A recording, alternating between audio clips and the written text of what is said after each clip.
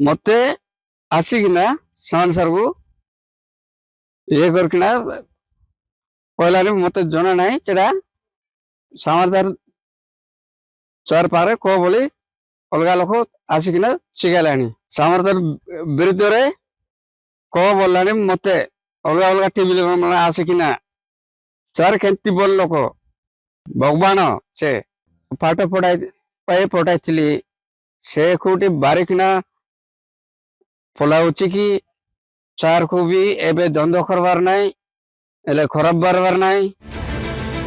रामचंद्र संपर्कीय भाई सहदेव एबे किस रे अध्ययनरत अछंती। खूब भलरे रही पाठ पढ़ुछंती, कोनोसी असुविधा नाही। भाई रामचंद्र केउ आडे गले से जानि नाहंती, किंतु एथिलागी किस दाई नुहे बोली कहछंती। से आसिकी मझिरु बोधे कुआडे गला कुआडे नाही आमे भी जानि पार नाही। से अनुष्ठान रे मते पहुंचेतिला कि नाही एते जानि हला नाही कि से घर को जाई कि स्कूल को जाउतले, किंतु सेते बळो ही से कुआडे अजि गला। हॉस्टल रे एंट्री ला कि नाही आमे भी एते जानिनो। से तो सामन सर तो बहुत खोजा खोजी करतिले, साइज एबे मध्य जारी करसन ताके साइज करबा पई बहुत खोजले नै हले मध्य से तो कुआडे कुआडे काम गला कि कोनटा गला कि आमे भी एते जानिनो।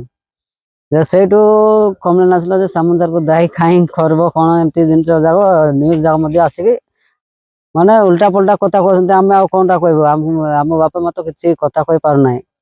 से जो चैनल वाला आसिक कहते कि आमर आमको तो पचारू ना, किंतु जो माने जानी पचार ना, जो माने ओडिया ठीक भाव कहि पार ना कि कथा ही पार ना से नहीं कि एमती कह सेमती कह कहीकि से जिनस जाक करके न्यूज पेज रे एमती मिछ मिछ कही कहीकि कहते कि से माने एमती कह सेमती कह कहीकि से कथाटा एपट सेपट बुलाई कि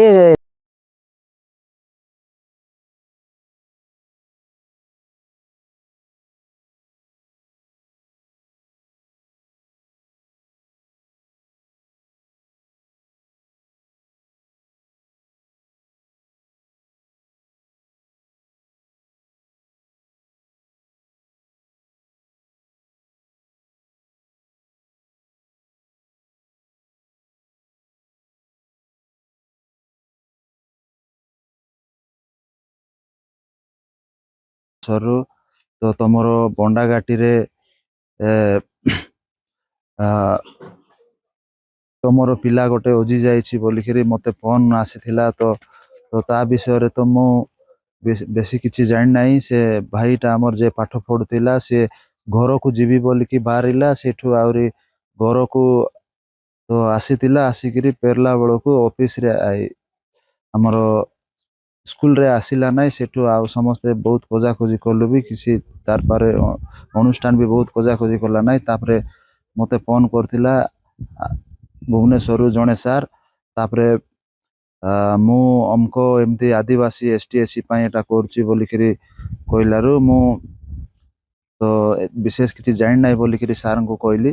तार परे सार को कहली जे आपण जे आदिवासी पाई लड़ाई करछन्ती हम मालकानगिरी रो जे आदिवासी महासंघर सभापति संपादक विषय रे पचारले जे सार कहि पारले नाही। तो सेठु मु भाबली जे ए माने जो कुसक्रांतकारी हमर केस को बदनाम करिवा पाई मते तथ्य मागुथिले।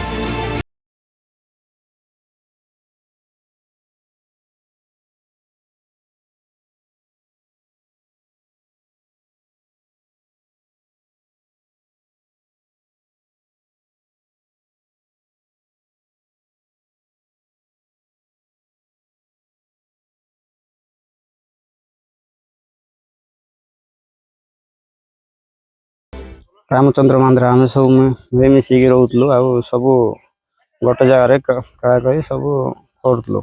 तो सी कुआडे गला कुआडे नहीं आम भी जानू। से रामचंद्र मांद्रा दश को आम देल हेनी ता बड़ भाई भी दश कि दौना जो मैंने बाहर मीडिया वाला से मैंने जमी सामन सागर जमी फसैवाई चाहते से बुझे से शिखई दौरान कहवाई से अनुसार ता बड़ भाई भी कहूँ से निज बड़ भाई कहूँ नाई मुझे सामन सार दश दौनी कि आउ भाईट सामन सार कहूनी कहूँ जो मैंने आस मीडिया वाला से बुझेवा जो मुझे ତା ବଡ଼ ଭାଇ ବି କହୁଛି ଚତୁର୍ଥରୁ ପିଜି ପର୍ଯ୍ୟନ୍ତ ପଢ଼ିଲି, ହେଲେ ବି ସେ ଏତେ ପର୍ଯ୍ୟନ୍ତ ପଢ଼ିବା ପର୍ଯ୍ୟନ୍ତ ମୁଁ କିଛି ଦେଖି ନାହିଁ ସାର୍ଙ୍କର ଅବହେଳା କରିବାର। 2015ରେ ନିଖୋଜ ହୋଇଥିଲେ ବଣ୍ଡା ଛାତ୍ର ରାମଚନ୍ଦ୍ର ମାନ୍ଧରା। ଏହାର 3 ବର୍ଷ ପରେ 2018 ମସିହାରେ ନିଖୋଜ ପିଲାର ମାଙ୍କୁ ମତାଇ ଏକ ଏତଲା ଦିଆଯାଇଥିଲା। ତେବେ ସେତେବେଳେ ମଧ୍ୟ ସହପାଠୀମାନେ କ'ଣ କହିଥିଲେ ଆସନ୍ତୁ ଶୁଣିବା। ଛୁଟି ହେଇଗଲା ପରେ ଆମେ ସମସ୍ତେ ଏକାଠି ହେଇକି ଘରକୁ ଗଲା ପରେ ସମସ୍ତେ ଆମେ ନିଜ ନିଜ ଗାଁକୁ ପଳେଇଲୁ। ଗାଁକୁ ପହଞ୍ଚିଲା ପରେ ତାପରେ ଛୁଟି ଯେତେବେଳେ ଖୋଲା ହେଲା ପରେ ଆମେ ସମସ୍ତେ ସ୍କୁଲକୁ ପଳେଇ ଆସିଲୁ। ଯେତେବେଳେ ଆମେ ସମସ୍ତେ ଆସି ସରିଲା ପରେ ସମସ୍ତେ ଆସିଲା ପରେ ସେ ଆସିଲାନି। ମୁଁ ପଚାରିଲି ଯେତେବେଳେ ସେ କାହିଁ ଆସିଲାନି, ତାପରେ କହିଲେ ନାହିଁ ତା ମା ସହିତ ଝଗଡ଼ା ହେଇକି ସେ କୁଆଡ଼େ ପଳେଇଛି। ଯେତିକି ଦେଇଛି ଆମ ପାଇଁ କରିଛି, ଆଉ କିଏ ବି କରିନଥିବେ, ଆଉ ଜୀବନରେ ବି କିଏ କରିବା ପାଇଁ ବି ମାନେ କରିବେ ବି ନାହିଁ। ଏମିତି ଓଟି ବି ଚାହୁଁଛି ବୋଧେ ବଣ୍ଡା ଛୁଆ ମଣିଷ ହେଇକି ରୁହନ୍ତୁ, ସେ ଚାହୁଁଛି ବୋଧେ କିସ୍କୁ ବଦନାମ କରିବା ପାଇଁ। ରାମ କହିଲା ଯେ ତା ମା ମନ୍ଦ ରଖିଥିଲାରୁ ସିଏ ରାମ ଯାଇକରି ସବୁ ଫି ଦେଇଛି। ତା ମା କହିଲା କାହିଁକି ଛୋଟ ପିଲା କରି ତୁ ମନ୍ଦ ଫି ଦେଇଛୁ, ସେମିତି କହିଲି। ତା ମା କହିଲାରୁ ସିଏ ରାଗରେ ମାଲକାନଗିରି ପଳେଇଗଲା। ସେଇଠୁରୁ କାମ କରିଲା, ସେଇଠୁ କାମ କରିକରି କେତେ ରୋଜଗାର କରିକିନା ସେଇଠୁରୁ ଫେରାର ରହିଗଲା। କୁଆଡ଼େ ଦେଖା ନାହିଁ, ଦର୍ଶନ ନାହିଁ, ସେ ଆଉ ଗାଁକୁ ଆସିନି ସେ।